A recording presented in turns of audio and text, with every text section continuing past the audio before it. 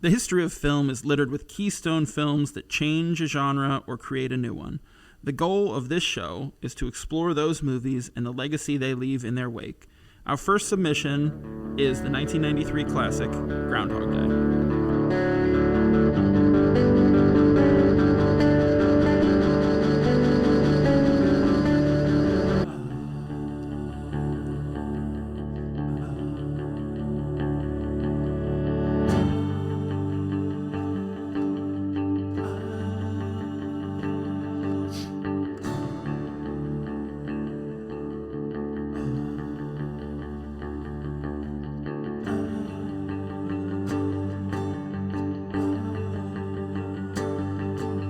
Hello, and welcome to episode number 10 of Keystone Copycats with Chris and Zach. I, of course, am your host, Zach, and he, of course, is your other host, Christopher. Wow. It's me. We nailed it. Guys, this is the last episode of season 1. And if you don't call in right now, it'll be the last episode ever. So don't feel any pressure. Keystone Copycats provides a lot of services. Call now with your donation, and you'll get a tote bag as your gift. Do we have tote bags? I just used the last one. Dave, can you get us some new tote bags? I'm going to write Dave's to on my it. Ohio State treasurer. Secretary of State of Ohio. Oh, boy. We How you doing, buddy? We just got back from Columbus. Let's not be coy. We live in Cincinnati. Let's say what happened. And we went out there so I could hand off the letter. That's definitely not why we went That's there. why I went. I tricked you into it. So I went out there to become an LLC company, and I wanted to hand over the stamped mail to by the way, Ohio Secretary of State, and I didn't get to meet him, and I was bummed. Your other envelope was still in my jacket, and I dropped it in the mailbox. Oh, sweet. That works out I'm then. a good friend. Well, thanks, That's buddy. what I do. I took a week off work, just vacation time that I had, just because my life is stressful and I wanted some time to have fun. And one of the days I was like, me and my wife were going to drive up to Columbus and eat at a restaurant that we enjoy and just have like a nice time. And then she was like, oh, the only day I can do it is Thursday. And I was like, oh, cool. Like, we'll do it Thursday then. And then on like Monday or Tuesday, she's like, yeah, I can't do it Thursday. I've got a meeting that I can't So he move. called his And I was other like, wife, all and I right. was like, yeah, whatever. Well, and that is what I said. I said, I'll just bring my other wife. And she's like, And here we are. yeah. And here we are. So we had a good time. We did a lot of driving today, and we did a lot of talking to each other today. Really like broke it down and just had a heart-to-heart. I mean, I'm glad you felt Rode that some way. scooters. Yeah. One of us enjoyed it. The other did not. Yeah, one of us doesn't get it. And the other has fun. Yeah. So today we're doing the map of tiny perfect things, which is from 2021. the brand spanking new movie that's on Amazon Prime, and I suggest you go watch it because, spoiler, it's a good fucking movie. It's really fun. Directed by Ian Samuels, written by Lev Grossman. Yeah, which is something, I didn't know it was a short story. So. I didn't either. And my sister recommended this movie. She said, hey, are you going to do this movie? And I was like, oh, I haven't heard about it yet because it just came out. And I looked it up, and it said based on the short story by Lev Grossman. And I was like, oh, I really like him. And we definitely should do this. I tried to look up the short story, the year, and all I could find is this movie. So I wonder if it was just back to back, or at least pretty close. Well, no, because I bet it's something that was like published in like, it's a short story. I don't think he has a book of short stories. So I bet it's something that was published in like a magazine. Okay. So yeah. I don't think he has a short story book. Okay. Well, anyway, I'm going to read off what I was lazy this time, and I realize I'm gonna be lazy every time from here on out in the second season. And instead of me trying to get my summary, which is normally just confused because I'm a confused man, I'm just gonna read off whatever the little synopsis is in the beginning. Yeah, and that means I won't interrupt your summary because it's and this concise. is what Amazon Prime told me to tell you that it was. Quick-witted teen Mark is contently living the same day in an endless loop when his world is turned upside down by the mysterious Margaret Ampersand. Ampersand? ... Well, Well, that's ellipsis. Oh, fuck. Ampersand is the and symbol. Would you? I mean, I know you can cut that out, but will you cut that out? I mean, if you really need me to. No, I guess I mean, it's not that big of a deal. But deal. this is a fun back and forth we're having now. We saw that restaurant earlier, and I yeah, thought that's we did. what it was. No, that's ellipsis. And now I look stupid on top of something that I did that was stupid. I mean, it's not like you said interrobang or something. That's what I meant. That's what I was thinking. Which is the question mark, man, exclamation point from combo. Batman. No, that's the Riddler. I'm sorry, the Diddler. I mean, Captain Kill.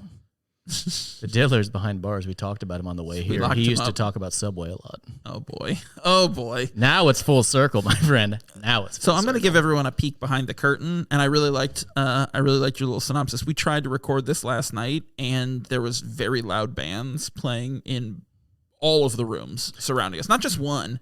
We were bombarded by loud jam band music. We kept pausing, laughing, going, we'll be right back, we'll be right back. And after the fourth time, we're like, fuck it, we're done. We recorded for 35 minutes, and I think all of it probably has drums in it. And there was some good stuff in there, I think, but no, whatever. not the music. No. Oh.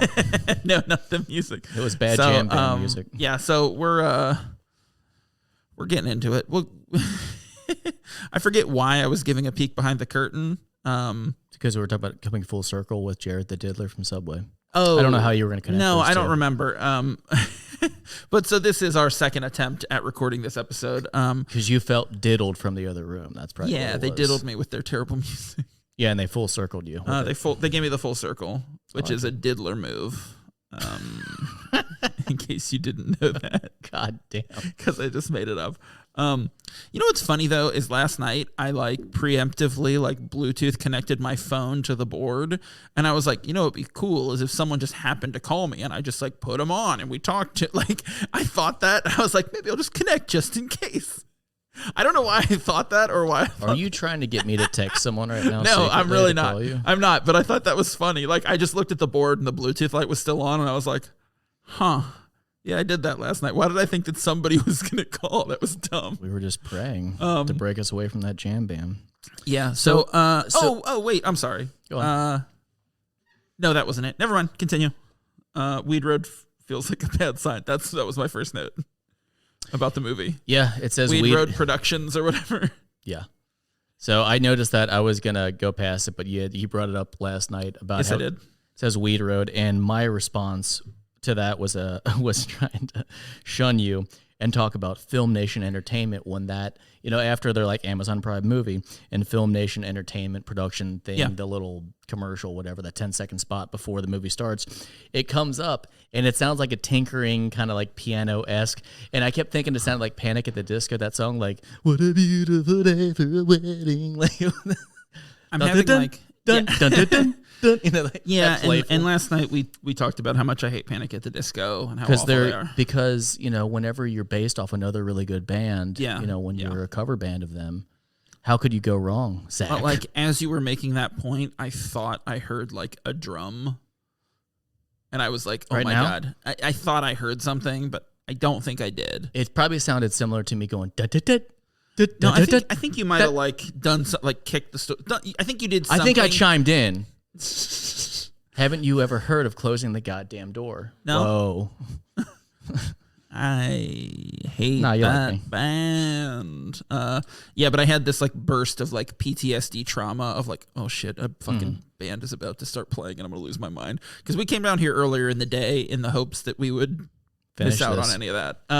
So the teen Mark, he's about 17, 18. He's in summer. He's in the first couple days of summer school, and much like Palm Springs, when you first see him coming down for breakfast, he's kind of calling the shots, and you can tell he's midway through a time loop. So much like Palm Springs, he's catching the toast before it pops, kind of finishing his sister's sandwiches. His sister calling him a loser. Yeah. And then just various things where he's going around town, just kind of catching things before they happen, backs a guy up before a bird poops on his head. Yeah, that's the writer Lev Grossman. And what we didn't talk about last night is that he jumps in the back of that truck, Back to the Future. Yeah. And the dude doesn't notice, but he doesn't wave at him like he knows he's cool. If someone jumped in the back of my pickup truck, I would slam on the brakes. I wouldn't make a big scene, but I would just stop and go no, get the fuck off. This is so unsafe, and I don't know who you are. But also, who drives around with the tailgate of their pickup down? I have a pickup truck, so no, I don't know how that's to what say I'm saying. anything. Like you don't do that. I've done it. Sure, I've driven with my van doors open though. So I don't really know what to say right now.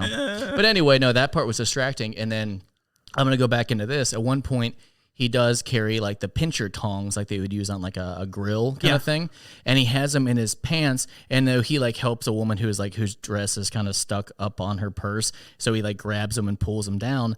Only my thing was I knew it was going to happen. I knew he was going to use this for something, but I was really hoping it was just a new trend. And I think we could start a new trend where you just carry those, those clickers. The hot dog tongs. We're smart. Like, we could do that. Well, between the two of us, we have two brains. Between the two of us, we have the intellect of one smart person. Or a big dog. A big dog. That's right. Yeah, I also made the note, like, that Mark's first day, air quotes, like, is not a first day. So he's been obviously doing this for a while, which I always think that's really interesting because, like, I don't need the, like... I'm going to mention the name of a trope, but we're not going to get into the tropes until the end on this one because of how you handle the tropes, which is fine. But yeah, this week we're doing the tropes at the end again because I like that and I think it works. So we're trying it. We'll see. This time we're trying it out again. But like, I don't need second day uncertainty for a time loop movie to work. I don't need it. I'm not, and so like the whole thing of it is like coming in like. In media res is like cool, like that works. So we see it, and it's just like, and we've talked about this before, and it's weird that we're talking about it again in this particular movie, but it's like It Follows, because It Follows is not anywhere close to a complete story. It's just, and that's how you and I like to write. Yeah. It comes in the middle and it ends in the middle. I love when things are ambiguous. I don't need the background to figure out that it's There's Batman. no resolution at the end. And that's not this movie, but that's It Follows. Batman can just be. It's okay. He could just be part of his world. You don't need to figure out how he got there. We all know. We can make assumptions. Exactly. I don't ever need to see. Oh man, I can't remember his fucking dad's name. Thomas Wayne? Thomas. I was going to say Tom, and I was like, it's not Tom. But I don't ever need to see Thomas and Martha Wayne getting shot again. Like, I'm good. It's a known story. I've seen it enough times. That's why done I well like, enough. For a whole, the last couple decades of just backstories behind superhero movies, and don't get me wrong, I'm not kicking at Marvel because Marvel's been doing great. I like how they reintroduced, because I've relaunched Spider-Man a couple times. I love the new Spider-Man, the Tom Holland one, because he's just there. He's just fucking there. Well, and he showed up not even in his own movie. He showed up in Captain America. Like, correct. That's how they introduced him, even in Homecoming, it's just, he's kind of just already developed. Because we've already seen him in... What, one movie? Yeah. Yeah. Well, yeah, he was in Civil War. He was in one before that. That was it. But I couldn't remember if it was that or that and it's Avengers, Civil War but it's not. It's Civil War because of the airline. Yeah. Whatever. So anyway, let's get back to this movie. Yeah. Where there's Mark, and he's played by Kyle Allen plays Mark, and he is 100% I said Walt Billick. That's not the same name. That's our friend. Yeah.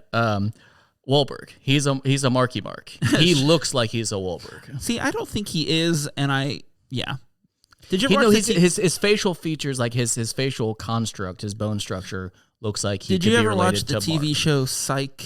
I didn't have cable. Yeah.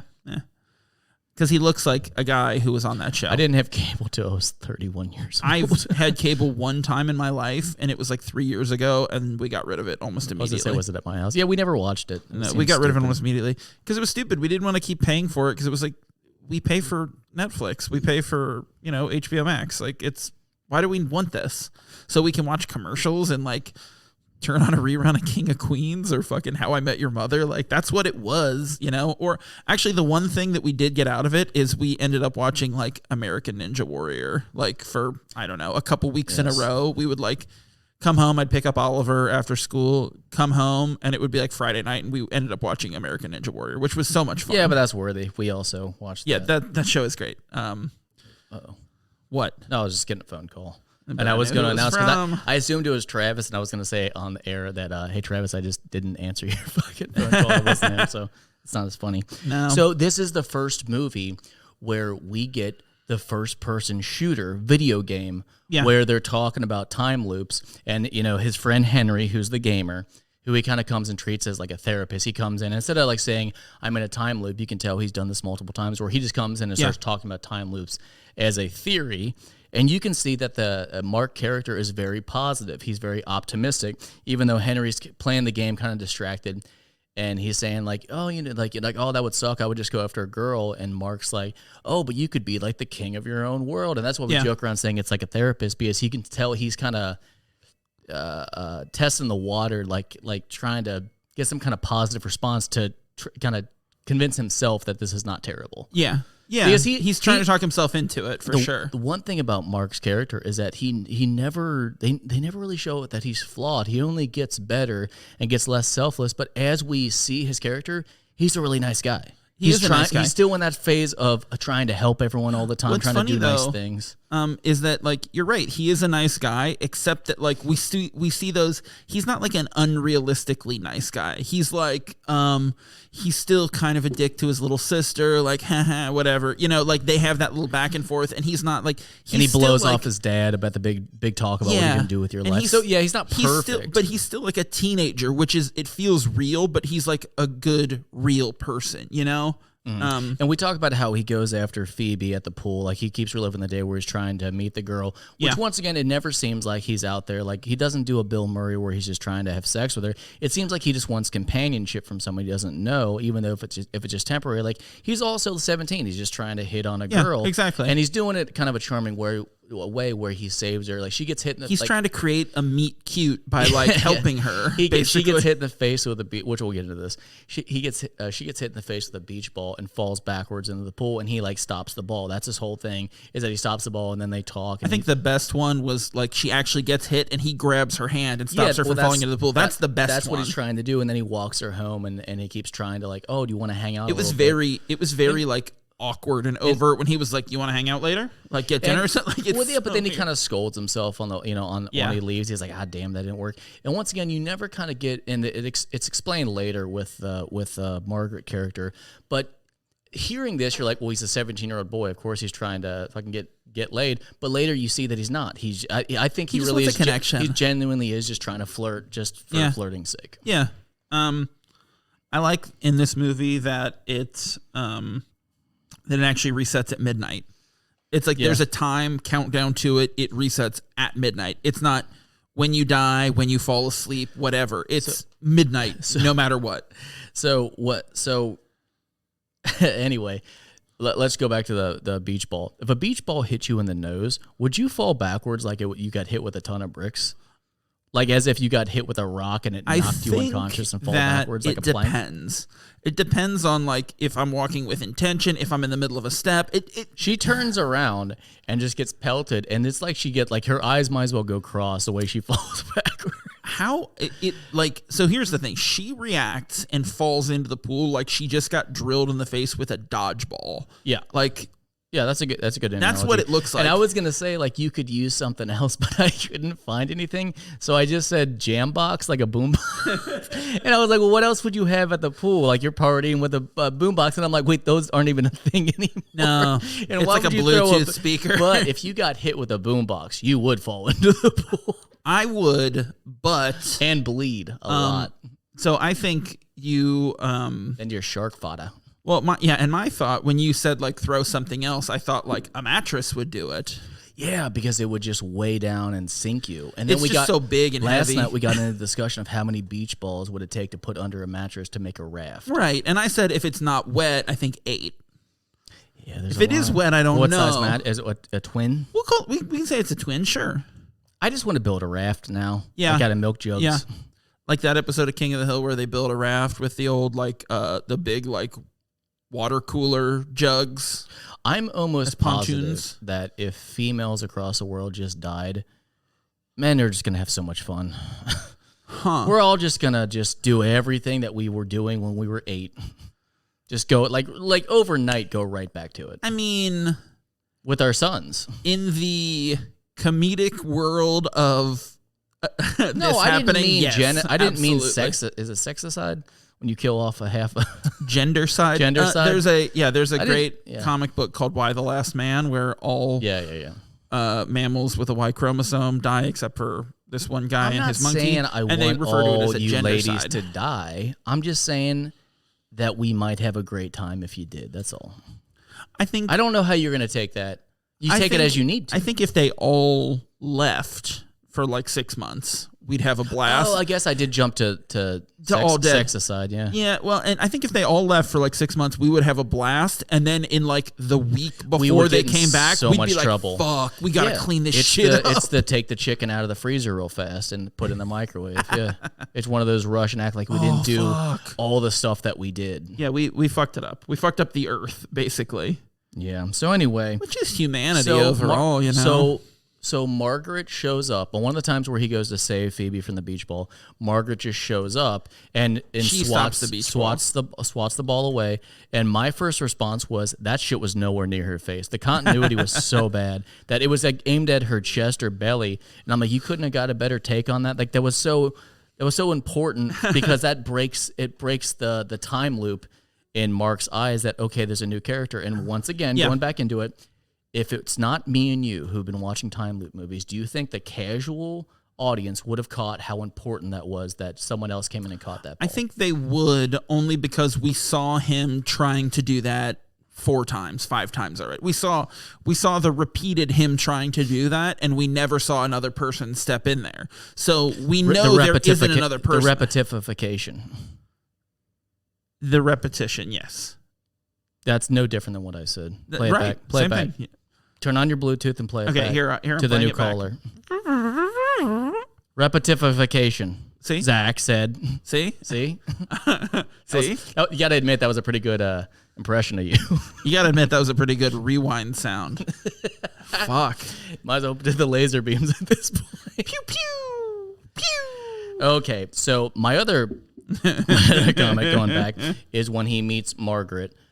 He's obviously encapsulated by her. He's very intrigued on what just happened and why. Number one, because he likes her, and two, because obviously someone else is in his loop.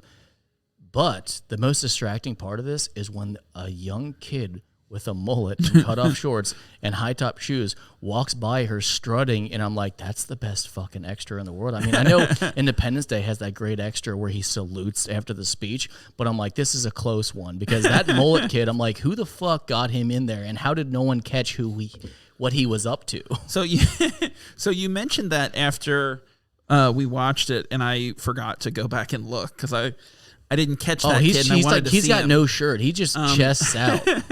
And he's only 14, so you know that's the worst kind of person. I did mention yesterday that scene reminded me a lot of Fight Club. Mm-hmm. So like when Margaret shows up, it's like Mark thinks that he has like figured everything out, and like Ed Norton at his like support groups where he's like figured out this is what I need to help me sleep and do all that, but like he's like, you know, thought he figured the whole world out. And then she shows up like Marla Singer and is like, you know, disrupts everything for him and throws his life into chaos. I fucking get it now. I get what you're saying, because the kid with the mullet walks out with the confidence of Meatloaf in that whole movie with his big boobs. Yeah. And that's comparable. Oh, you know what? I did notice, because the kid had big boobs and a tear-stained face print on his shirt. Because it was juicing on horse tranks or whatever the fuck was happening in that movie. Horse tranks. Remember, he said something about, like, he said they use it on race horses when he's talking about injecting the steroids. Yeah, with steroids, They use it on race horses, for Christ's sake. You gotta admit, that's a pretty good Meatloaf impression. God, you're a ridiculous human. So back to the video game part, because he's telling his gamer friend Henry about Margaret, and so Henry goes, "Oh, what does she look like?" And he goes, "Oh, I don't know, kind of like frizzy hair, taller, kind of a big nose, not too big." And he goes, "Oh, not conventionally pretty." And I just had the biggest problem with that, because number one, if they wrote this for a different person. I forget the actress' name that plays Margaret. She's gorgeous. She's a gorgeous person. But also, what's Catherine wrong Newton. with? She's not that tall. But what's wrong with frizzy hair and even a slightly bigger nose? Like I don't. Like that wasn't enough for him to go, oh, so she's not conventionally pretty. Yeah. I think she looks like, and I made a note of it, I think she looks like Virginia Madsen, who is gorgeous, objectively. But I do like when they're talking about pie, because we did talk about pie. We did talk about pie. We'll get into pie, I think. Right. But I like Henry as like, I think he's one of the best audience perspective characters. He's fun and unique. It's like being in the fourth. It's like playing around the fourth wall. Yeah. Where Henry's kind of there. It's almost like what is it called when someone just stops to like a narrator. I guess it would be kind of like a narrator. I mean, it's like in Shawshank Redemption. Oh, the voiceover? Yeah. Yeah. Like that's kind of what he's playing. And then they almost do a fourth wall break when the joke comes, when he's like, what if this is like pie where it's infinite? And then his buddy Henry goes, there could be infinite ways for you to not get laid. And I did laugh at that. But Mark does that thing where he looks slight past the camera and then drinks his Skittles and falls on the back. Like he almost breaks the fourth wall, and I liked it because they're every time they have their sequence, they tiptoe around. They play with it really well. So this movie has a grasping atmosphere, I guess, or a various atmosphere. Yeah, for sure. So did you notice, and this is you know what? No, let's do your pie thing. I like your pie. I was going to say, we should touch on your pie. Thesis. So my antithesis. Antithesis. That's what I said. When they mentioned pie, it kind of bumped me a little bit because they were like, oh, it's like pie because there's infinite possibilities or whatever. But I thought like comparing a time loop, a thing that repeats every 16 hours, to pi, a number that famously never repeats, was a really interesting way to do that, you know? And I didn't think of it as like, well, it never repeats because there are endless possibilities.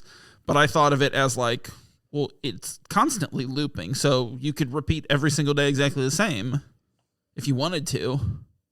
I don't know. I thought it was interesting. I thought it was interesting. And the funniest part is I remember exactly how I felt last night because I found myself zoning off going, I don't want to think about this. I really don't want to think about this. And I think last night I shouted, I fucking hate time loops. I don't want to think about time or anything stressful, this is the 10th episode. I'm so happy. And I hope we never do time loops again. No, we will, but not a full season. I mentioned this. We will, but not a full season. I just don't want you to talk about it right now. I want you to surprise me with it. This is going to be like when I teased you. This is like saying, "Hey, I'm going to kill you," and I'm like, "That's fine. Just don't let me know." And you're like, "No, I'm going to show you the gun, though." This is going to be like when I teased you about how we were going to do Happy Death Day to you, and I kept threatening it, and then you watched it and you loved it. So, like, you know, it'll be fine. So let me ask you this: did you catch when she gives him her number, did you look at the phone number?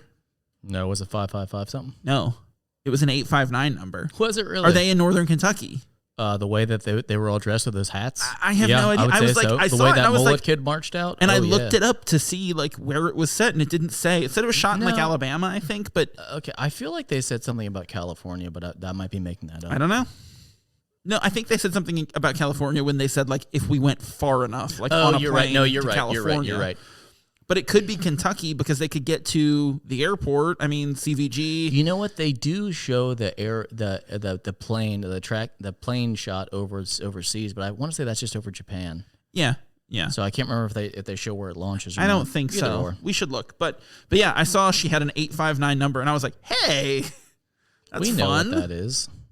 So I wonder if there's like, I kind of want to look up like trivia, see if that number belonged to anybody, and that's why they like put it in. Mm-hmm. I don't know. I thought it was interesting. Like, so that's the area code of not us, but of like the people across the river from us in Kentucky. Multiple times and for various situations, he drives a CAT, like a cat, like a steamroller, basically like doing heavy equipment, like a front loader, an excavator, track hoe. Right. And, it's for different purposes, but I'm like, what's really smart about that? It's like heavy equipment operators make a lot of money. I'm like, that's pretty smart that he's training himself in this time loop where he can get a lot of experience, and there's a really impressive foreman if he ever wanted to make some decent money being a grunt. Yeah. And what's I think another thing that's interesting is like, he really does like, almost for no real reason, like learn all of these skills. Like he learns to play the tuba. He starts playing the tuba. He's He's obviously in art school, but he's not very good. So he's sketching, and people notice that he's getting better and better. And as you see his sketches later, you're like, oh no, he's improving. There is a very funny scene towards the end that doesn't give anything away, but that he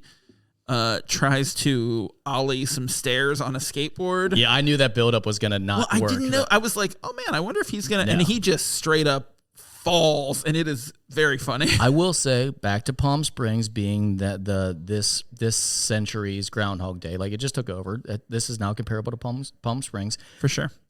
You can tell that Mark has lived this day many, many times. Like how we talk about how Andy Samberg character, you have no idea. You know it's been a lot, but you have no idea. And this is at least hundreds of times that he's lived this day. So he's been around for a while, but no, I will say I was not tricked on the skateboard when I'm like, no, this is going to be a joke where he doesn't land it. Yeah. So I'll say, you mean the skate rats, as they call them? Yeah, I didn't like that. I didn't like that. Why do they call them skate rats? Something stupid. Because they're not good at the one thing they like, and you're like, okay. No, it was the one thing they all have in common, or the two things they all have in common is they like love skateboarding and they're all terrible at it. Yeah, which I was like, oh, right, okay. Like that, I mean, they're trying. Which like I guess kind of hits a little close to home because like we grew up like.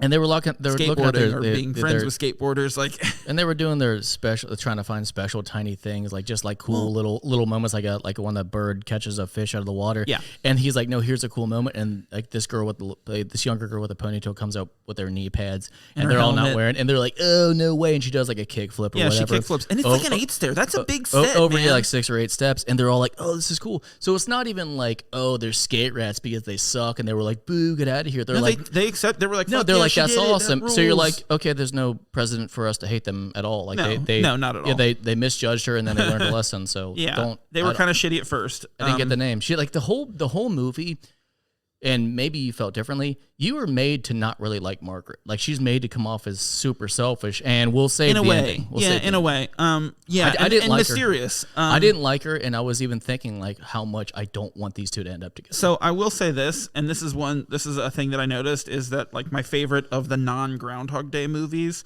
have all had multiple people in the loop. So like it alleviates like the loneliness of the time loop and helps the other character keep like some hope alive. You know, they have somebody else who understands what they're going through. They do a move. They're like, welcome to Jurassic Park in this by going, you mean isolation? Names our trope. They named our trope, and we'll get to that Very later. comparable to name dropping a movie like Jurassic Park. Yeah. You heard it, and I was like, oh, they said that isolation. They said isolation. We talk about that. That's number 4. So she's not wearing an abundant amount of makeup. No. But I do notice that if you were living the same day over and over, would you put on that much mascara and lipstick every fucking day? I think it depends. Well, but I don't think that's like an unusual thing. I think like for her character, it is because she doesn't. So. Because she's kind of given up. Because no, look how she's dressed. She is dressed down every fucking day. She dresses in weird ways. Like she just tries different stuff. But she's been going through this just as long as him. But like, it's not that. That's what I'm saying. But she spends the time to get all dolled up. No, but I think that was part of her daily routine prior to that. So I think there's part of that. Putting on cowboy boots some days with workout jeans or workout pants. Remember, because he goes, what was she wearing? He goes, cowboy boots. Yeah. Remember, so her like she's no, but I mean, I think the makeup is like part of your like wake up and do your routine. It's the only thing about her that's the exact same every day, and I wonder if that was an accident by the crew. I think it would be more time to go out of her way to do something differently there. Maybe she leaves it on maybe she wakes up with it from the night before and she already has maybe it on. Yeah. I never thought of that till right now. I fucking hate time loops. I don't like like them to think. Did you catch another Sisyphus reference? Is our third one? I'm still looking into how to spell it, so go on. Sisyphus. I'm not going to remember that. Sisyphus. The second day he hangs out with Margaret, he's drawing Sisyphus. Oh, yeah, I did. Which is like pushing up the stone. Yep. Because they make a reference at pushing some the point. boulder up. Yeah. It's interesting. No, like, who makes the reference? I forget. I didn't write it down. Someone does, I believe. But yeah. Also, they mentioned 2 other time loop movies that we already did, which is Groundhog Day and Edge of Tomorrow, which I thought was very fun. Yeah, but it's the wrong quote for Edge of Tomorrow, which I did enjoy. Yeah, that was good. So here's one important thing. They haven't fucking died. Unlike every other movie, they do not die. Oh, I'm sorry. Besides 50 First Dates. Well, I think part of that is that, we died inside for 50 First Dates. But I think part of that is that they're like, they're 17 years old. Like they don't have that like adult darkness inside of them. I know, but I didn't think about that because you think after like 100 or so days, an accident would happen, and he even toys with it. At the end of the day, he sits on the roof and waits for the rain to occur, which is important at the end. but he times it the last 3 seconds, and he runs and does a swan dive, but obviously the day starts over before he hits. But I'm like, that's ballsy. That's as close as it gets to like a suicidal moment. Yeah. Well, and he's being more playful too. He's just he's just fucking around. And I thought the effect they did to transition to like back into the start of the day, I thought that was really cool. It reminded me of Source Code, but not as like janky looking. Yeah. You know? The effect on it was, what do I want to say? It was like intentionally cartoonish, but it's almost like the ground becomes liquid and like sucks up like anti-gravity. And then it kind of reverses, and you see like some of the moments from the day. It's cool. I liked it. I thought it worked. I thought it was effective. Yeah. It was good. What else do we got? Where are we at? So they hang out and they try to find all the tiny little perfect things because they think if they find enough of them, then they'll end the day. Then they'll end the loop. Yeah, and there's a couple misdirects and distraction. But so anyway, that he shows her all the cool things that he's found, and she more or less goes along with it, but she doesn't seem that excited. Which is once again her character she just seems like she's whatever, just content living that day more than he is, where he's trying to improve and she's just alive. Like she doesn't really care what happens to people per se. So he tries to impress her because she wants to be not an astronaut, but whatever physicist, something. She wants to be an astronaut, but she calls it something else. Yeah. So anyway, he has this thing set up in his school, and it's like a Saturday or whatever, where he surprises her. They go into the school, and there's a big cardboard cutout, or a cardboard box thing, like it's a makeshift space station. Then they go out, and the whole gymnasium is made up like it's outer space. Like it's the moon. And you're like, oh, this is really cute. First off, there's no fucking way that he had time to get this done. And he says, oh, I convinced the art He bribed the art department. And I wrote, bullshit, there's a fucking spacesuit. Like, where did they get this spacesuit? Yeah. So there's a couple things, like, and there's a giant moon in the sky. I'm like, where did they get that? Like, that wasn't homemade. So the backdrop's all painted like it's outer space, and there's gym mats with dust on it. And even the cardboard walkthrough, cute. It's really cute. It's a good scene. I had two notes about that, and one was like, the two characters, they have great chemistry. I said the opposite. They do not have chemistry. Oh, I disagree. I thought their chemistry was great. No, I think he has a lot of attempting, and she has a lot of drag, and then you find out later why. No, I think they had great chemistry. I think they have good chemistry. I do not agree on this trope, sir. It's not a trope. But it is now. Like the way that Phil in Groundhog Day uses everything he learns about Rita to try to sleep with her, Mark does the same thing with Margaret, but it loses like the sinister overtones. Because he likes her. Yeah, it's because she's also in the loop. So now it's just sweet and romantic. And that's the whole thing with the gym, is like he learned all this stuff about her to do like a big romantic gesture for her, and then does it, and like that's it. It's not like, hey, I'm learning everything you care about so I can sneak in. It's like, well, she they're getting to know each other. She falls for it. Yeah. And she falls for it a little bit, and then like they ride their bike through the school, which is what he said. Like, she was like, "What's the weirdest thing you've done?" He goes, "Ride my bike through school," and she makes fun of him. And then it's that moment, that cute moment ends is because he rides his bike through the space, bursts through it. He says, "We have to return to Earth." Yeah, and then they show them like she's on the pegs kind of thing, and they're riding through, and that is a really cute moment. And this slows down and plays a song, and they end up back at his house just by themselves, and they drink a beer. And you're like, oh, like this is the moment where I was saying you find out he's a good guy, because you can see he's just really nervous. Yeah. And even when they kiss later, he doesn't try anything. He's not like trying to grope her up. He's like more pushed back, where you can tell he didn't think he'd get this far. Yeah, because he never had before. So I did make a note of like I think it's prior. About why they're watching Time Thieves on a portable DVD player in his room. Time Bandits, but whatever. Yeah, that was weird. I mean, it was on a laptop, I think. Okay, either way. But which was weird. So I think it was prior to the moon thing, but like I love how like introspective they get, and like I think it's kind of like a metaphor for being young and having all those like deep conversations with your friends where like you try to figure out the universe, like we did in the car today on the way up to Columbus. I mean, we definitely didn't do that. We like complained about like work and like talked about how we wanted to have like different jobs. You and me shit talked? That's weird. That's so weird that we did that. Also, like, did you notice all like the montages in this movie were fucking fantastic. Yeah. They all worked so well. They conveyed everything. Like they were like textbook, great montages. The ending song was someone I've never heard before. It's called 1999 or 1992, and I don't know who it's by, but it's fucking. I put it on right after the movie. I was like, God, this is good. Like everything about this movie is phenomenal. Quality. I do like it. But right after they kiss, and I can't remember what comes up. I think he talks about getting out of the day, and she gets real standoffish. And she goes, I can't do this. I just want to be friends. And no. They don't kiss there. He tries to kiss her. In the bedroom? They don't kiss in the bedroom. Okay, I'm sorry. Yeah, they don't kiss in the bedroom. I'm mixing up the kiss later. But yeah, she goes, I just want to be friends. And she says, take it or leave it. And all of a sudden she gets real. Like she was sending him bad mixed signals out the wazoo. Yeah. And being a man who's really been confused about some women over the years. Wait, you? Like, I don't like that shit at all. I was just like, no, I wanted to kick in his door and be like, listen, young woman, then you stop flirting with him, madam. Like, I wanted to stand up for him. I felt bad because Mark's a way better dude than me. I can just tell. Yeah, but it is also the kind of thing where, like... It's a movie. It's a movie, but also, like...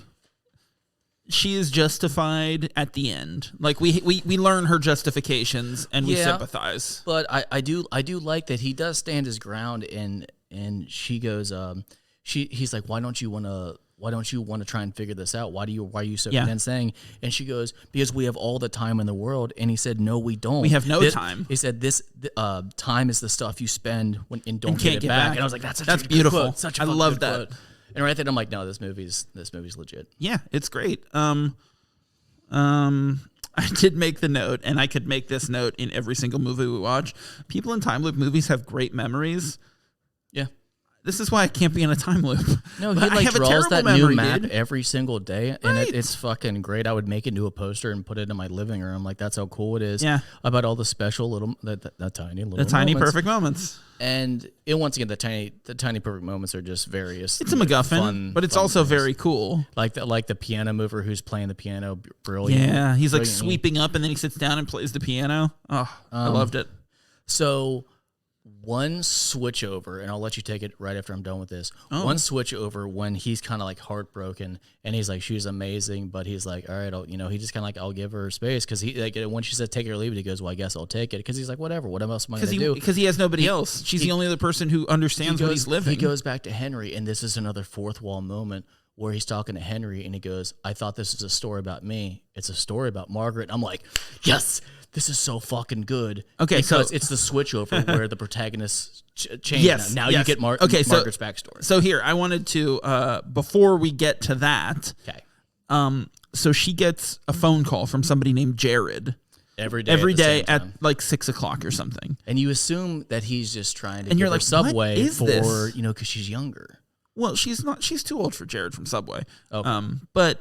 No, so like he's asked about it a couple times and she's brushed him off and got kind of defensive about it, doesn't want to tell him, and like we have this like we don't know what's going on. We don't know. And this is my note was actually prior to that happening, he went to the teacher and tried to say like, hey, if I'm in a temporal anomaly, like could this and this, and the teacher's kind of a jerk about it. And I was like, well, yeah, he's a summer school teacher. What is the point of that? Come on, whatever. Because he didn't want to talk about time loops. Yeah, me, he doesn't understand. So here was my note. An hour into this movie, I'm waiting for the Jared reveal. I really have no idea what it could be, but I think it's definitely traumatic. Yeah. That was my note. So go into who Jared is. They but not yet. So they like Mark comes up with this theory, like from talking to the teacher, and it basically says like if you're in a temporal anomaly created by a black hole, what you might need to do is remove yourself from it. So if you get far enough away, like cross the international date line, it could on a physical break plane, it. Yeah, physically get far enough away.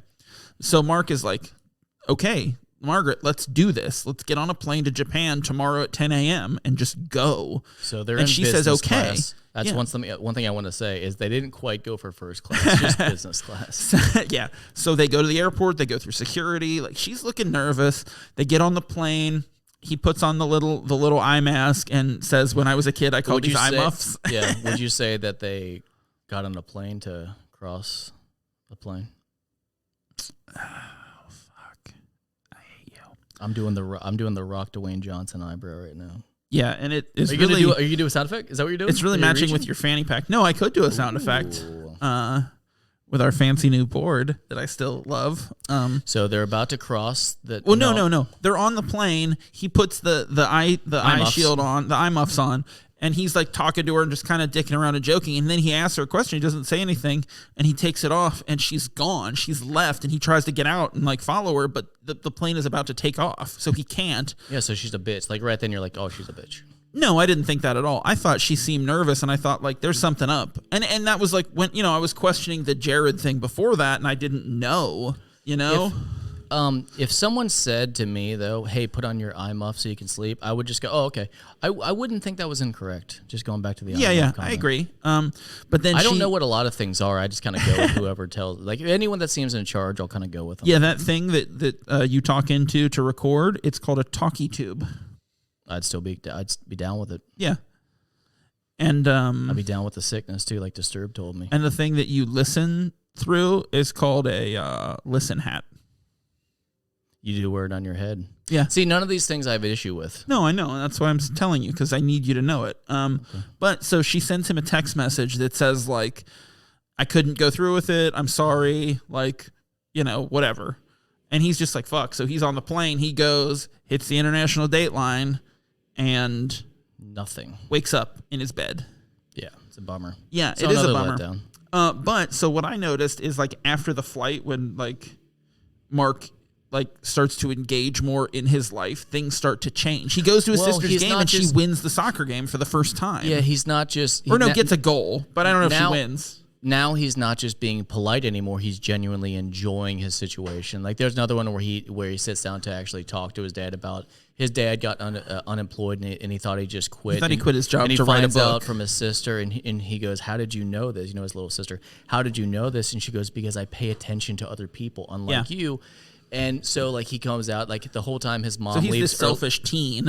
His mom leaves early in the morning, so he runs out to hug her. Like, once again, it's different than his normal. He was always a good guy, but now he's kind of appreciating things. Now he's caring a little more, being a little more thoughtful. He's being selfless in that he's doing it because that's what is not what he should do. It's what's deserved to other people. Yeah. If that makes sense. Yes, I agree. So you get a different perspective on even being a nice person and why you do nice things. Yeah, exactly. This movie's fucking deep. It's great. There's so much good stuff in here, and I have another, like, longer thing to say later. You know what's funny is the time loops in general kind of, it's very COVID-esque, but this one does, like, feel like it's a COVID-inspired movie about just finding appreciation in things. Partially, yes, I agree. About just being a better person because that's what's better for humanity. So overall. After this happens... I'm getting deep.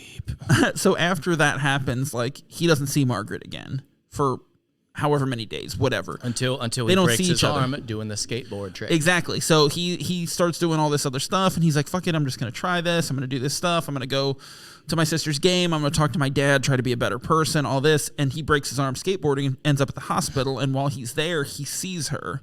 And he follows, like, where she's going and looks in a room, and she's with Jared, a dying woman in a bed.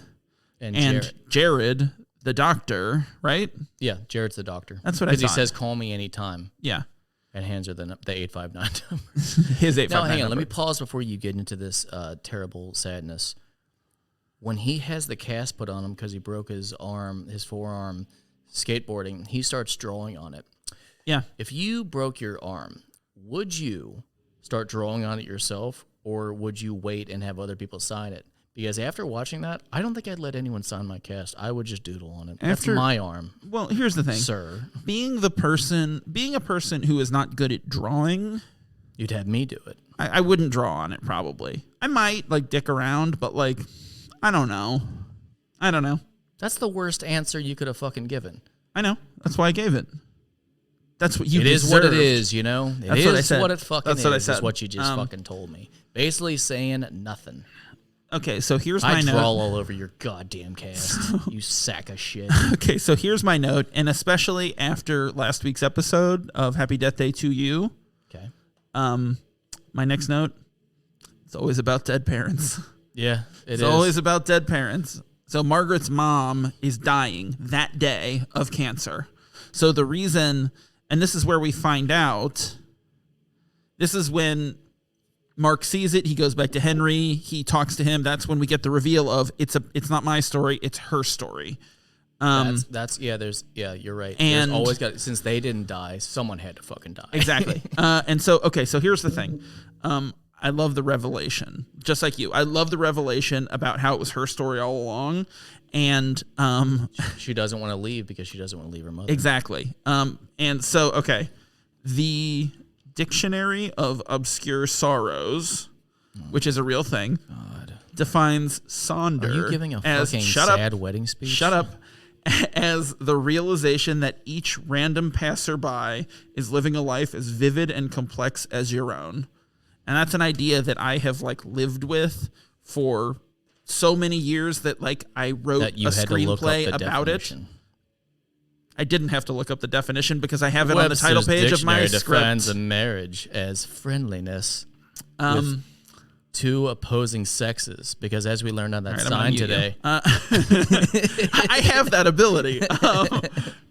No, so it's an idea that simultaneously separates you from and connects you to all of humanity, and in doing so highlights all of the complex and immense beauty of the human condition. And I know I've said it before, but this is the kind of movie that I want to make, and the kind of movie that makes me want to tell stories. You want to make a good movie?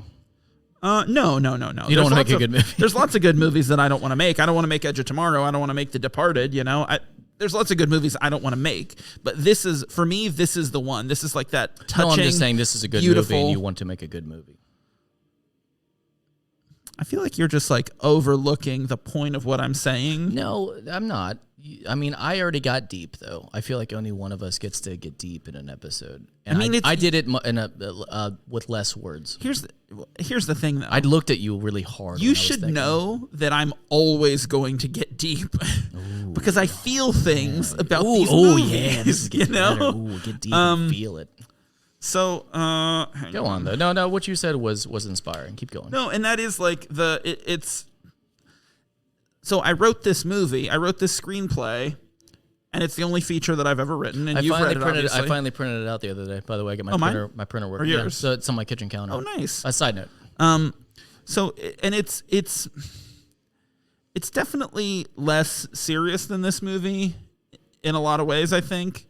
But also, it's centered around the idea of a generation of people that don't have that knowledge within them and as I was writing and I had written it, I stumbled across the Dictionary of Obscure Sorrows, and I saw this thing, and I was like, this is incredible. This word embodies what my movie is about, is that selfishness of everyone thinking that the story is about them when everybody feels that way. And to walk down the street and recognize that as you see these people is just fucking mind-blowing. I'm going to paraphrase when they're in the cafe, because Mark kind of touches on that, and when he talks about all the tiny little moments, he goes, it's funny, living the same day over and over. It's almost like if you could catch all these tiny little moments together, we forget that we're part of a bigger, once again, I'm paraphrasing, we forget that we're part of a bigger picture, and if you could catch all those moments, you would realize, that we're all one together, and that there can be inspiration in everything. I'm just kind of, once again, feeling around what he was saying, but it was heartfelt. No, and I think it's and there are even during trauma, I would say there is a unison.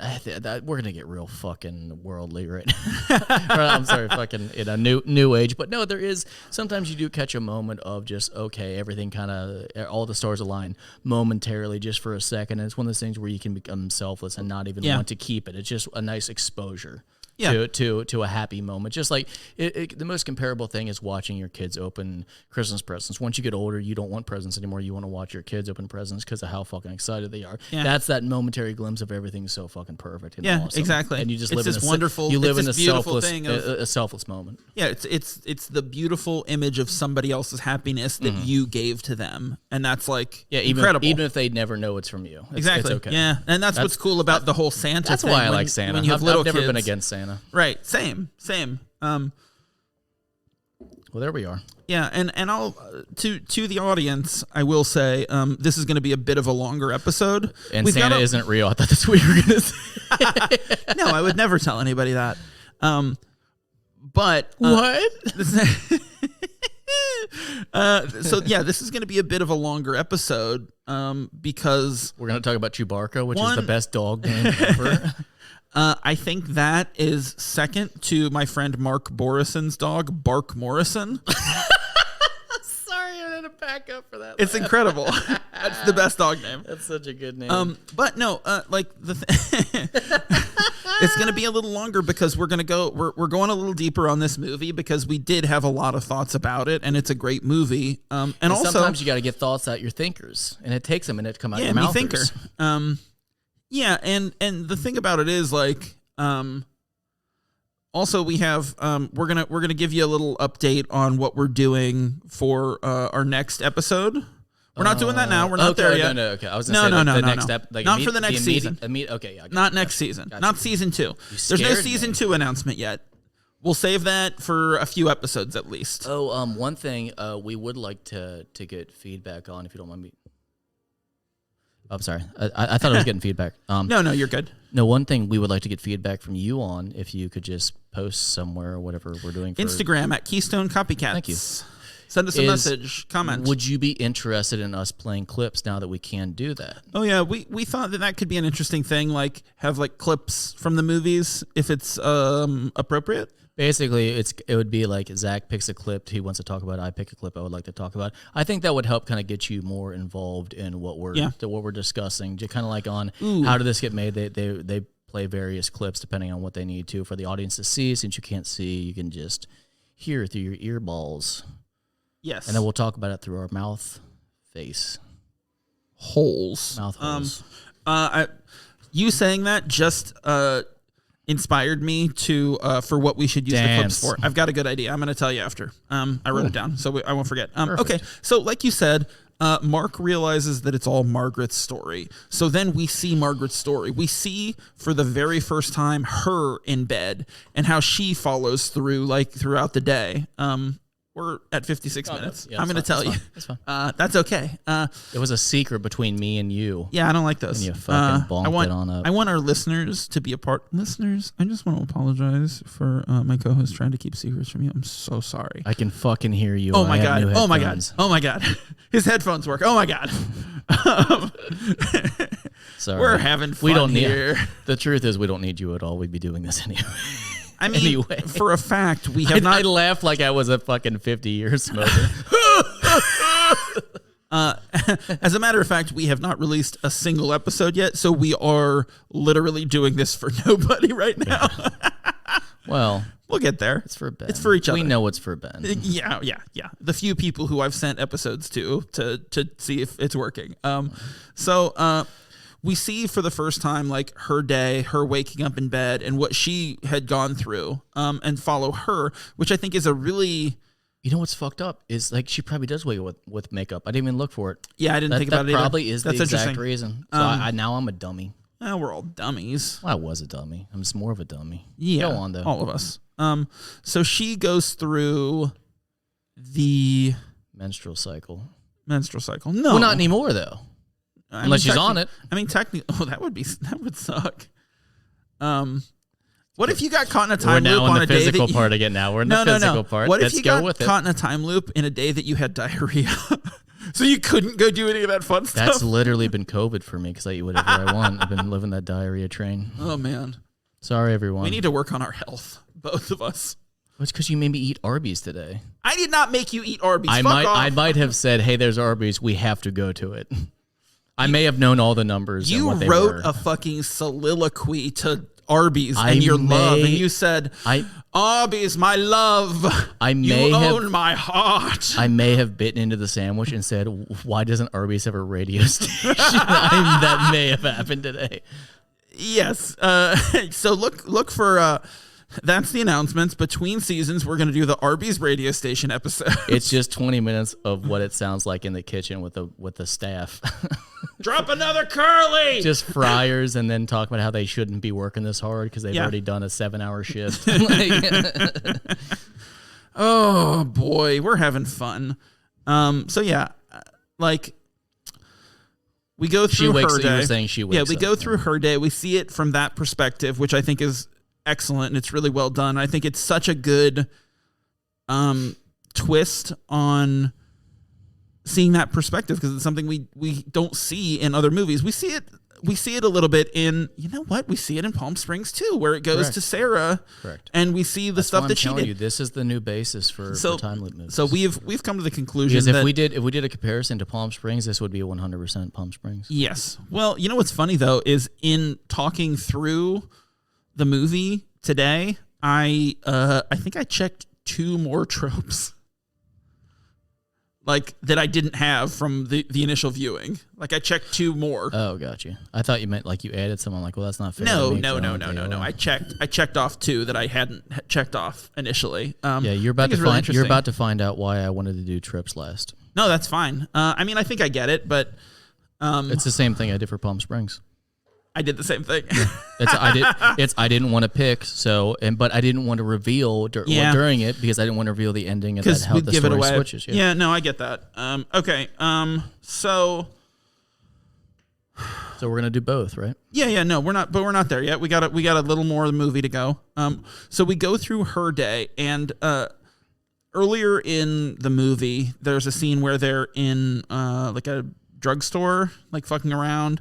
And she draws a 4-dimensional cube on a window and says, like, I thought of this when I was a kid. This is going to be really hard to describe, Zach, just so you know. Yeah. Which is like a cube inside a larger cube that's connected to the corners or connected to each other. Imagine somehow a cube and a cube, but not just like, oh, there's 2 cubes. It's somehow they're connected to contain everything. She talks about a perfect mirroring I have a system. great way to tell them how to, like...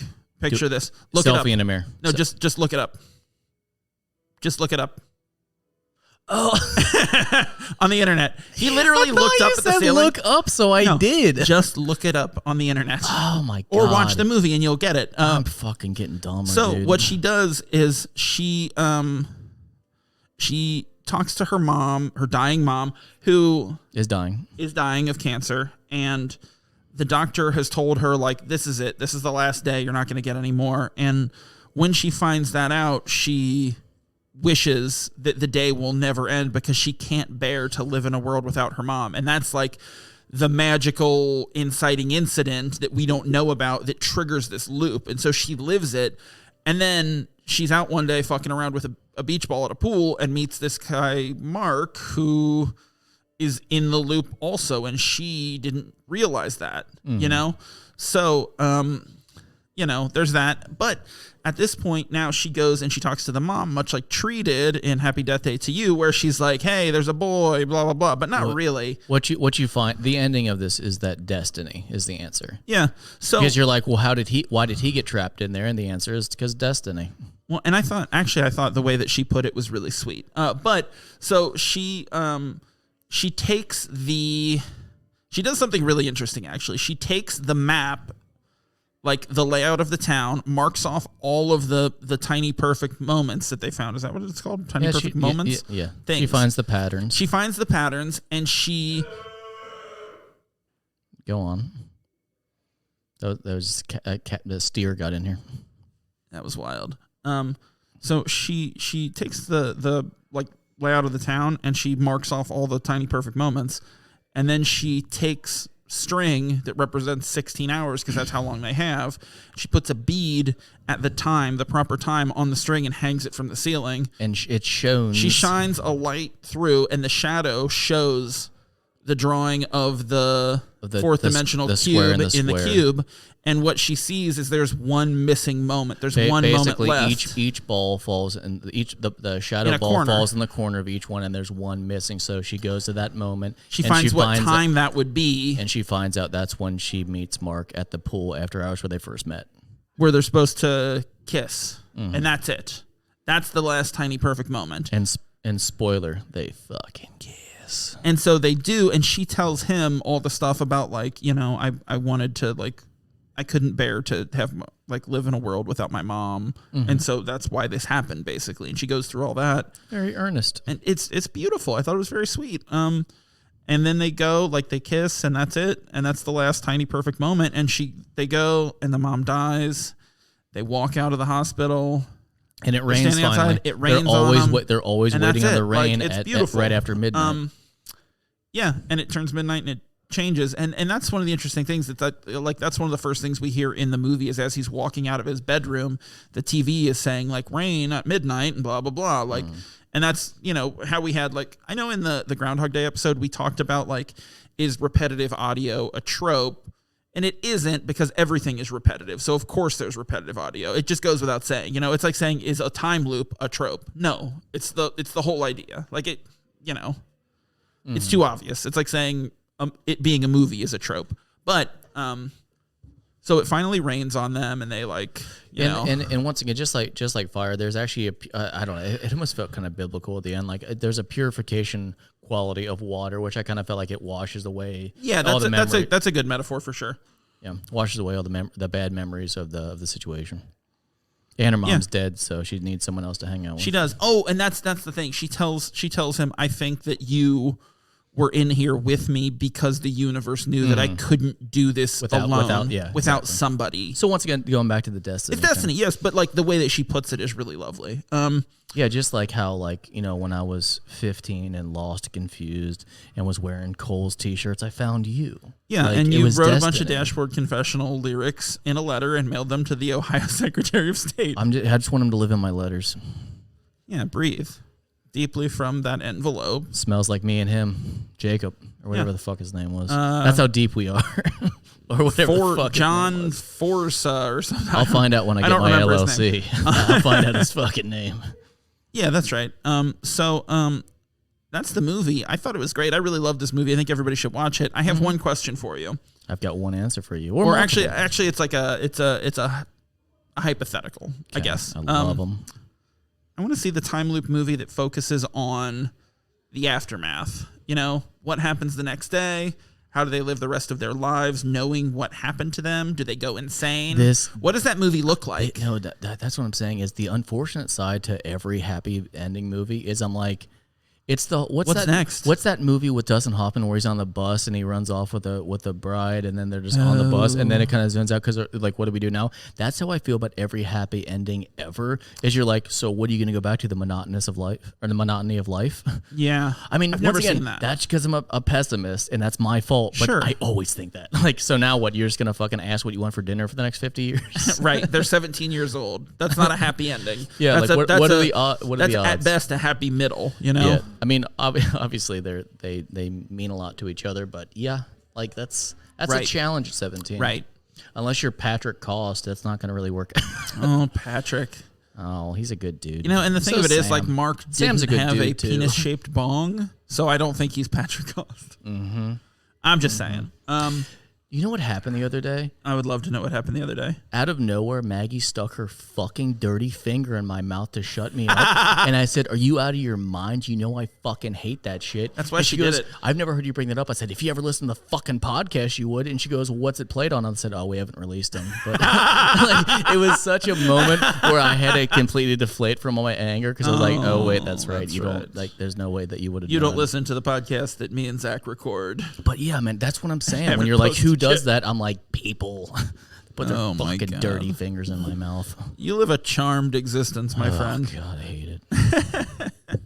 Oh, man. All right. Do you want to get into tropes? Yeah, they're starting to play music, so I think we need to. Yeah, I think that's just. I think that's just like it's a couple doors over down. a PA. It's like 3 doors down. It's not down. them playing, but it's just like they're listening to music. Oh, I thought they were playing 3 doors Unless down. that's like far. Now off. you get to guess if it's the band, or if it's physically 3 doors down from us. It is like new metal. Oof. That's rough. Okay. All right. Trope number 1, journey from cynical to sincere. What say you? No for both. No for both. Trope 2, another character helps them see a different perspective. Yes for both. Yes for both. Trope 3, second day uncertainty. No for both. No for both. Trope 4, isolation. Yes and yes! no. Yes and no. Yes and no. Well, here's the thing, though. I think they both feel isolation because the isolation is from each other. After they split, the isolation is from each other. because they're the only person that can understand each other. We've gotten into this about isolation versus loneliness. Yeah, but isolation is that he feels that way because he goes without anyone, and when you meet, he's isolated. We don't ever see hers. No, we do, because it's after they stop talking. It's not isolation, that's loneliness. I don't think so, because she's alone. I can't remember which one it was, but it was Palm Springs we got in this discussion. Either way, that's okay. Either way, I say yes to both. Okay. Trope number 5, attempts to explain the situation to an outsider. Yes and no. I say yes for him, no for her. Yeah. We don't see enough of her alone to know, so not in the movie. Okay. Trope 6. You know what? The closest thing would be with Henry for her, but she doesn't really explain it. Yeah, that's right. You know, that's true. She kind of does, but not. I 100%. Still didn't count it. Yeah. She talks more like a hypothetical. Yeah. Once they realize what they can do, they take advantage. No, I would still say yes. Really? Yeah. You think he does? Yeah. How? Trying to get the girl. Of Phoebe. You know what? I'm gonna flip mine. Yeah, you're right. That's how I had it. You're right. Trope 7 tries multiple ways to get to the next day. Yes for him, no for her. I said yeah, because she very much doesn't want to get to the next day. I said yes, because he tries 2 ways to get to the next day, and that's it. But he tries 2 ways. So number 8, giving up selfish ways to break the cycle. Him no, her yes. He doesn't give up his selfish ways, but she does. He gives up his selfish ways in as much as he's better to his sister and his dad and becomes a more thoughtful, caring person. It's about what breaks You're right. it. And what breaks but it's it not is to break hers. the cycle. You're right. Yes to her, no to him. I'm interested in this because we're doing doubles, so let's add these. Oh, I didn't do them double. Aww. I just counted them. If one got it, it got it for me. Oh, all right, fine. That's what I did. Hang on, let me do some math here. I know this is everybody's favorite part of the show, where we do math, or where I do math, and seemingly can't talk while I do it. I'm gonna fill you in with a little thing that happened to me the other day. Okay, what's your how many did you have? I have 6 yeses, 2 nos. So hang on, I'm gonna tell you. Okay. Because I had the same thing. Yep. The map of tiny perfect things is closest. 75% Groundhog Day. That's the highest we've had. That's very high. That's good.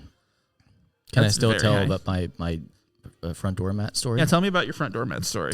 So I was at this house that was it cost too much money. It was a really nice house, but I don't like having to work on big like $1 million homes. And I got to the front door. Who does? And there was a doormat, and I had to go in the side door, and there's another doormat. And the first doormat said Whacker. It was their name. And then the side doormat was a rooster. So it was Cockwhacker. And I wanted to call this guy Cockwhacker because he was a fucking cockwhacker the entire time. And I just wondered, because he had roosters on his house, I'm like, did he do this intentionally? Or does he not know that at some point I could just bury him with that whole thing and he'd be like, oh no, my name's Cockwhacker. I think his wife did it because she doesn't like him. No, she had leopard print everything and he had roosters in the basement. It was very confusing. Nice house. Yeah, sure. Yeah. Oh man, what a good movie! I really recommend people watch this. It's on Amazon Prime. It's brand new. Yeah. Like even by the time this comes out, it'll be like 3 months old. You know. Oh no, this is worth watching, and I'll say this was up there. Oh, so we're gonna do a little something different. We're gonna do a couple somethings different, but let's do the one first. I asked you to rank the movies in order of we're doing worst to best. We're doing worst to best. Worst to first. You're gonna get so pissy here. Let me tell you something. Okay. Yeah. I excluded Groundhog Day. Oh, okay. That's fine because I was 10. I thought it might be for you. It's 1 for me. I still wanted you. All right. Yeah. So number 9. Source Code. Oh. Now I had 50 First Dates. Yeah. It's so bad. Yeah, Source Code is not a bad movie. I just for me, this is personal opinion. Like about rewatchability for me. I will never watch 50 First Dates again after this. I would watch it as references to something. Source Code, I find it to be bland enough. I would watch Source Code again. I really enjoyed it. Okay, number 9 for me was 50 First Dates. Number 8 for me, Before I Fall. Mine's 50 First Dates. Sure. Before I Fall again. I would not. I would not watch again. I would watch it again before 50 First Dates. I might only because there's a couple comical aspects, and there's still questions I have. I might watch it with you. I feel like I would reference it, and they'd be like, "Why?" And I would get sucked into having to watch it with them. Yeah, you'd be like Cupid Day, and they'd be like, "What?" And you'd be like, "Let's put we on got to watch movie. this movie," and then she'd be like, "Oh." That didn't explain anything, and you're like, I know. Yeah, they're like, I'm not going to rent it. I'm like, well, let's rent it at my place. I'm like, I'm the drunk girl in that movie. 7 for me was Source Code. Okay, 7 for me is Time Crime. Whoa, really? Time Crime only because I fucking hate that guy. What's his name? Hector? Hector. I fucking hate Hector. Wow. It's not that it's a bad movie. I just couldn't. I don't think I could get through watching him. Now, that's another one that I would be like, someone, you got to watch this movie, and I would have to, but Hector's such a piece of shit at the end. It was great. Halfway through, I loved that movie, and then I was like, I'm done. Especially after we talked about it twice. Mm-hmm. That was a lot. 6? My number 6 is Time Crimes. Mine's Before I Fall. I feel like I Cool. would watch that again before the other So ones. we have like the same bottom couple, but they're just slightly different order. That's cool. I like that. 5, Edge of Tomorrow. Happy Death Day. The first one. Wow. The first Happy Death Day, because once again, I feel like with Happy Death Day 2 ranking higher, that it's one of those like, yeah, you could watch the second one first. It's cool. Yeah. Especially because she basically explains the first movie in it. Mm-hmm. You wouldn't get it right away. You wouldn't get some of the fun like callback reference stuff, but like it still works. It's a great movie. Yeah, mine was Edge of Tomorrow, which I think is a very good, very fun movie. I've seen it 3 or 4 times. I saw it in the theater. Yeah. I've told a lot of people that they should watch it. Mm-hmm. My number 4 is Happy Death Day. Mine is Edge of Tomorrow because now you have to pay for a lot of Pornhub. I'm left with my dick in my hand, and sometimes you just got to get that Bill Paxton on there to really talk you off. God, So it ranks a little bit higher. He is so dirty in that movie, man. He's he might as well be like just do that Top Gun thing. Like I want some butts. like he is. I don't understand how you don't think Bill Paxton is just a fucking oozing sexuality. Like something happened the other day, and we were gonna pick movies, and like one of my pitches to you was literally just Bill Paxton's in it, and I gotta see him. Like it's just like he's like that uncle that you're just. Well, I shouldn't say. I don't know what's happening. God, that was here. deep in my psyche. That's fucking weird. I shouldn't have said that.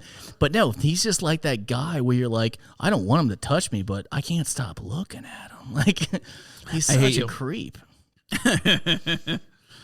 Oh, that's good stuff. We should watch Twister. Sure. Just for fun, the two of us. All right, where are we? Number 3. 3. Happy Death Day to you. Happy Death Day to you. That's loved it. I hope we have. So that the means same our ending is the same. I hope they're the same though. The ending's the same. I promise it is. Map of Tiny Perfect Things. Oh, number fuck 2. you!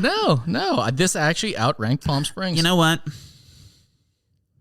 I did watch Palm Springs 3 times. So hang on. I'm going to say something to you right now. Okay. While we were talking, yeah, I switched Palm Springs. Did you switch it? Map of Tiny Perfect Things. You know what's funny? You know what? Fuck it. I'm switching them back. Same 1 and 2. I was about to say maybe I would switch it because you know me, I get really charmed with new movies and feel just like how I said Dark Knight Rises is better because I was really excited about it, and then I was like, Dark Knight's still better. But I just get really excited about new movies. Yeah, and we're in Dark Knight Rises. We're movie stars. We get blowed up. But yeah, no. So yeah, so the reason. What's funny though is same thing. I looked at it and I was like, last night the other night I put Map of Tiny Perfect Things first. But maybe it's because it was so recent. I don't think so. I think I really just why? loved It's a better movie. It's a better movie overall. It has more sustenance, more depth to it. Yeah. I think overall, if you're gonna pick don't get me wrong, Palm Springs is very comical, but it does. Both of these movies are movies that I will watch again multiple times in my life. It's not impactful enough. You know what I mean? It's not like I would never say, son, watch Palm Springs. It's going to tell you a dedicated story about Destiny falling in love. Yeah, but where Map has funny things. It's a coming of age story. It has a lot of it's more depth. Variety to it. It has a lot of depth and it has a lot of facets to it. It's pronounced faucets. I'm so sorry. Fosse. He's in charge of COVID or something. Bob Fosse? Bob Fosse. The dancer? Yeah, he dances. Well, there you go. I'm sure if you give him a couple drinks, he'll dance. All right, so let's have a little talk about The what we're birds gonna and do the bees between and the flowers and the bees. Buzz. You said bees twice. You rhymed. Yeah, there's a lot of them. No, I think Buzz. no, You busy bee. let's talk about what we're gonna do between seasons. What do you think? Do you want to do that? I think we're gonna talk to some friends. We are gonna talk to some friends. So what we're gonna do, and so Call in if you don't want us to. yeah, call me right now. If I get a phone call right now, I'll put it through the board, and you can tell me. However, it's the people that we're going to have on, then we're going to continue. Then we'll just do the episode that we were planning to do, even though we haven't watched the movies yet. Get to it. So, when I came up with the idea for this show, part of it, like an ancillary thought, was this type of movie that Hollywood has an idea, and then multiple movies about the same thing come out. Snow White and the Huntsman, and what's the other one called? Dante's Peak and Volcano. Yeah, those are two good ones. Olympus Has Fallen, White House Down. Like, it's the same movie, but two different studios make them. So what we're gonna do between seasons? Ants and Bugs Life kind of thing. Ants and a Bug's Life. Yes, absolutely. So what we're gonna do between seasons is we'll do a couple episodes talking about a pair of each of those movies, and we'll decide which one wins, which is the better movie. So I think the first one we're going to do is Armageddon and Deep Impact. I'm going to be so excited. I've not seen Deep Impact, but I love Armageddon. I love Deep Impact. It's so starstruck. It is, yeah. I think it's very loaded. And I think I watched it 6 or 7 years ago was the last time I watched Armageddon. It's a lot of 90s. I think 90s it's very actors. stylized visually. I think you're going to look at it and be like, "Whoa!" Plus, there's that filthy scene with Ben Affleck and Liv Tyler where with the animal crackers that you're like, "Is this R?" So there's no nudity, but you're like, "Is this R somehow?" It's too horny. It is playing around in her belly. So what button if I came in while her dad's serenading her? Like, it's so weird. So yeah, what if I came in having just watched that Aerosmith music video and that was it instead of watching Armageddon? That's okay. Would that count too? Yeah. The other part of this is yes, we would like to have. We're gonna have guests for these episodes. Yeah, like a guest per. Yeah. Just do a couple. So we're gonna do for this between seasons. We're gonna do 3 episodes. We're gonna have 2 guests and do ones. We're gonna fly solo on one. And then in that last episode, we're going to let you know what season 2 is going to be. We're really excited about it. We've already picked out almost all of our movies. That's a downplay. In the order. I'm fucking stoked about the second season. We're very excited. So another thing that I wanted to do at the end, and this is something that I forgot to mention to you to prep you for. But I think or them? You specifically. But I think what I want to do at the end of each season is determined based on the movies that we did. Does the main movie belong as a Keystone movie? Did it have the influence? Is it pervasive enough through the culture that we should say, yes, it is a Keystone movie? So is Groundhog Day a Keystone movie based on what we've done? And we can have a little back and forth on it. Look at the math. Well, I thought that too, like by the percentages. I still say yeah because it stands alone because it's the first. It's not the first time loop, but it's the first big time loop. It's the one that. It's the one that anytime someone says a time loop, they say it's Groundhog Day. So our top one still references Groundhog Day. So yes, yep. I mean, real fast, yes. Groundhog Day's in there. I think so too. It's a Keystone. It's too important. So Groundhog Day is our first movie. It's our first Keystone. And just another Bill Murray, but it's like Back to the Future, or I'm sorry, Ghostbusters, or Back to the Future. You're just like, yes, of course. Yeah. Like this is the stationary one that everything else is built off. Yeah, exactly. So yeah. So if we were going to do straight up time travel movies, we would do Back to the Future. We would probably do Back to the Future because it has so much influence. I literally just threw that out there, and now I'm realizing, shit, that's a good one. What's funny though is I almost feel like, and we had this conversation recently.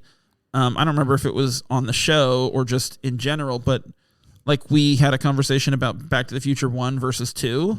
Mm-hmm. I think 2 is more of a Keystone. I think 1 is a better movie.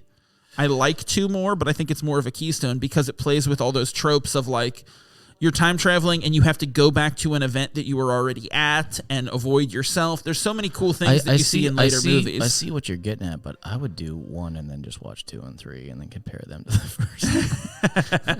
I see your point. There's more to it. I just think it's interesting. I don't expect to do another time travel season. Maybe necessarily ever, but like at least not for a long time. I just don't. Yeah, I don't find it. If you're doing, I could see you doing trilogies. and that's something tough. I know. Tough. I'm That's not too saying many we should. movies to I'm saying watch. I don't agree with just taking one out of the series, unless it's something. No, I just don't at agree that with point, it. I think if was we gonna say unless were- it's something longer, like Harry Potter, but no, I wouldn't agree to that either. I would say the first one. I don't concur, sir. But I think it would be very difficult to find another movie that followed tropes. So from what Harry you just Potter, found out you is know? that we're not doing Back to the Future. No, we're not. Maybe one day after we Or have a Harry longer Potter. conversation about it, but who knows? But if we were doing Back to the Future 2, I would definitely say that Harry Potter and the Prisoner of Azkaban should be a movie that we would do for it. I think. Yeah, I mean, yes, that's correct. Right? I think that you and I should get Nerf bats and just when we just exhausted each other, we just beat each other. Like the marital bats, like, you know, in The Simpsons, like, fuck it. Let's just beat each other, and whoever wins, you just won. Doesn't have to be with logic. So it's just brute strength of a Nerf bat. I do want to swords. apologize to everybody who was expecting us to have cheese and crackers and pepperoni on this episode, because in the last episode you said, "Hey, let's have cheese and crackers and pepperoni on the next episode." We failed. Well, what's funny though is I brought you a homemade pizza last night when we were recording, and we didn't get to finish the episode. So we would have had cheese, but not crackers and not. Well, but bread, that counts. Yeah. That counts, sir. And I guess oil's fat based like pepperoni. So I guess we kind of pepperoni is not fat based. What? No, you feed a pig a bunch of fat. It's fat. Like other pigs, like fat pigs. Yeah, you just take them to Arby's. I got all the meats. They do have all the meats. We saw a very interesting poster. Okay, well, you know, I feel like we're wrapping up here. We did all the stuff we need to do. Look out next week. We really serviced you.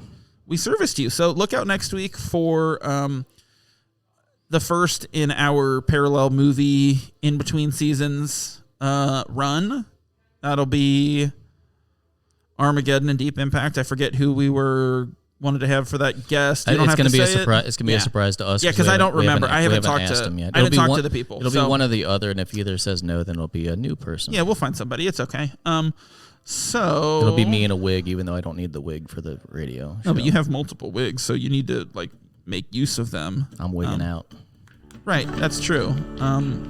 Thank you, everybody. Thank you. Yeah, thank you for listening. This has been a really great season. We've had a lot of fun doing this, and I really hope that we've like gotten better as it has gone on. Yeah, what do you think? You think we got better? I think that chocolate and vanilla together should be called a zebra cone. That sounds delicious. Let's go get some now. Thank you, everyone. Sincerely, thank you. Yeah, listen to Sinclarity, A Dinosaur's Tale. It's a great podcast. Go follow us on Instagram at Keystone Copycats. Subscribe to our show. Tell your friends. We love you. We love you, and we'll wink at you sometime if we see you out. Yeah, and until next week. See you later. If you need any services. See you serviced.